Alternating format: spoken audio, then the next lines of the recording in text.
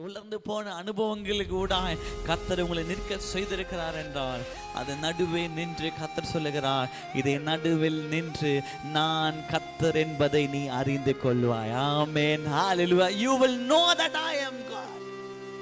இவ்வளோ பெரிய தேவன் சொல்லுகிறார். இதுல ரொம்ப ஆச்சரியமான காரியம், நீ பேசு.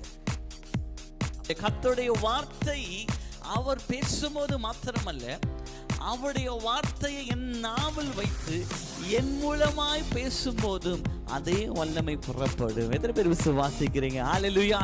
அதான் எலியா சொல்லுகிறான், என் வார்த்தை அன்றி மழையும் பெய்யாது பனியும் பெய்யாது. அவர் சொல்லல, தேவனுடைய வார்த்தை, தேவன் வானத்தை திறந்து பேசல, ஆனா மாறாக தேவனுடைய வார்த்தை எலியாவுடைய வார்த்தை வாயில வச்சுட்டு சொல்றாரு, எலியாவை நீ பேசு, நீ பேசும்போது வானம் அடைக்கப்படும், நீ பேசும்போது வானம் திறக்கப்படும், நீ